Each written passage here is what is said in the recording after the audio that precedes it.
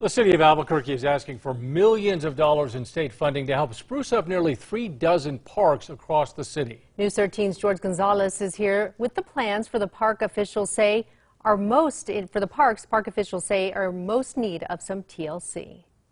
With close to 300 parks across Albuquerque, the Parks and Rec Department tells me it's a tough job keeping up with nearly 3,000 acres of aging infrastructure, and this money would help pave the way for much-needed upgrades.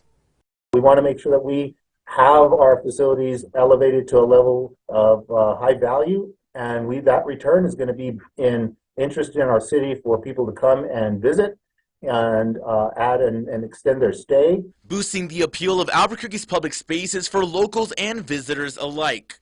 Without those dollars, you're not able to address those issues of aging infrastructure and aging amenities, and you'll fall behind. Albuquerque Parks and Rec Deputy Director David Flores says one way the city is looking to make its parks more inviting is by asking for more money from the state. For instance, $20 million to transform Coronado Park, which used to be the city's most notorious homeless camp. It might look like it's coming back, but it would take a long way to get it to what it was, and we're not looking to have what we had before. Although greenery is sprouting since the park's closure last August, Flores says it will take a big investment to revitalize the site.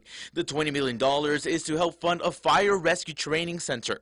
Flores says the city also has its eye on a $1.5 million overhaul at another park with a history of homeless issues, Phil Chacon Park. And to make way for new playgrounds that are safer, closer to the road, more pathways that encourage more walking through the park, lighting, that's going to be huge, dog park, and another bike facility. The city also wants funding for general upkeep at Barelas Park as well as improvements at Bullhead Park. And hoping to show respect to the Native American burial site at 4-H Park, the city is also asking for $1 million to honor the lives of those buried there. Now the design and the collaboration with the tribes is in full swing. We are nearing full approval of that, and we're developing designs slowly. Now, also on the list is $1.5 million for the second phase at Los Altos Park, which has a total project cost of $28 million. Back to you.